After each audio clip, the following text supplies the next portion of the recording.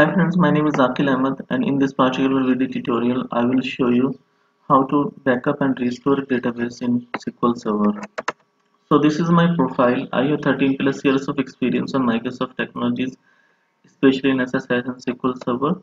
So the agenda of today's video tutorial is how to backup a SQL Server database and then restore it with the new name in the SQL Server 2019. So let's jump to the demo. So, while working on a particular database, suppose if you are going to do some updates or delete, or even sometimes in normal scenario, we need to take a backup of a database and then maybe restore it with new name or sometimes a new server as well. This is my SQL Server 2019 instance, and I have a database that I restored yesterday, AdventureWorks 2019.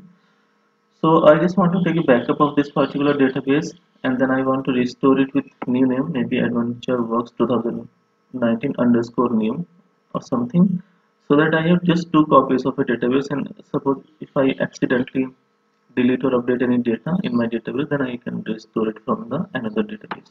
There are two things. First, we are going to take a backup and then we are going to restore the backup with the new name. So first of all, just open new query. I'm going to take a backup using the SQL command. You need to type backup database and then database name, then to disk, and you need to give the path of the backup file where you want to put your backup. So I want to put the backup in D drive, so maybe I can, in the D drive, maybe I can just create a new folder, call it for example SQL backups. Okay, and then here I want to put the backup file. So I can copy this path. Okay, and then I can give the name of, I can copy the name from here and maybe I can append the current date 221.0617.BAA. So that's the only thing. And if you want to see the percentage, how much percentage of backup is taken, then you can add stats equal to, for example, 5. It's very large database, and execute. So you can see, so the backup has been taken. It was very quick because the database is not that much of big. If you see the size of this database, so I think it's a small 336 MB of database, so it's really small. Alright, so the database backup has been taken here. Now even sometimes if I lost any data, so I can restore from that location as well in the future, or I can have a copy as well. Okay, so now let's see how we can restore this particular database.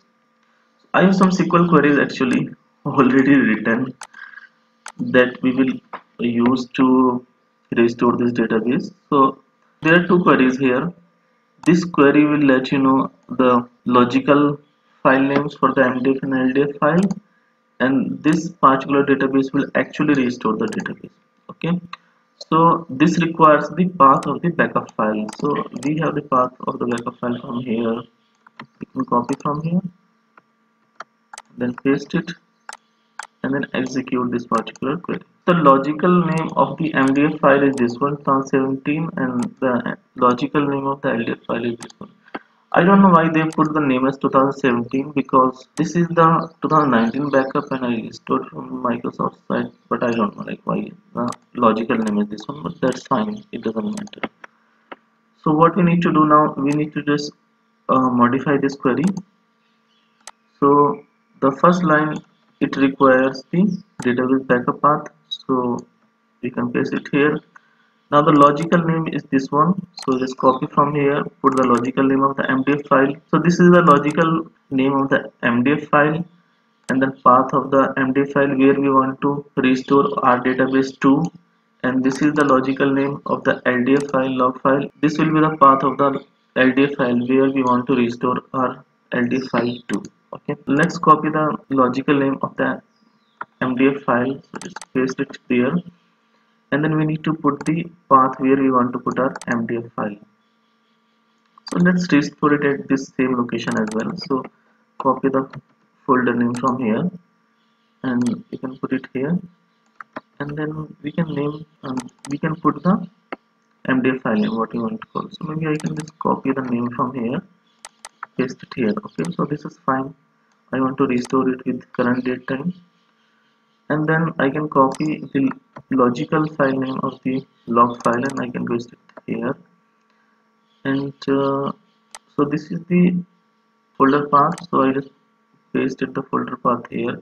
Even I can copy everything till here, because the only change will be the extension, that will be the LDF file. So when I run this particular query, and before that I want to give a name to the new database, so I can call it like 2019 adventure 2019 underscore name. When this query will run, it will pick the backup information from here, and this is the logical name of the MDF file, and this will be the new MDF file that will be created, and this is the name of the log logical file, and this will be the path of the LDF file that will be created. If you want to put some stats like stats equal to 5, like how much, if you want to see the progress, for example, there is a very big database, maybe several GBs of and even the size of the database in TBs, so you can put the stats, so it will show you the progress, how much percentage of the database has been restored. So just select this one and execute it.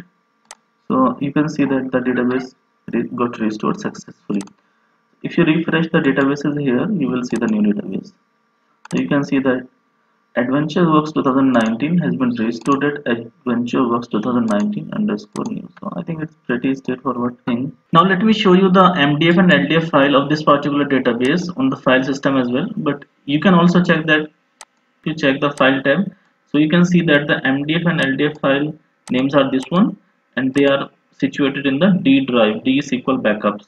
However, if you check the path of the older database, path of the MDF and LDF file of the old database, so you will see that they are situated in the C drive. So this is the path of the older database files, and this is the path of the new database files. Okay, so this is one of the thing that I want to show, and you can also check that they are lying here. This is the LDF file and this is the MDF file. That's it for today's video. Thank you guys for watching the video, and if you like the video, then please click the like button and do subscribe to our channel to see more videos on SQL Server and SSIS. Thank you so much.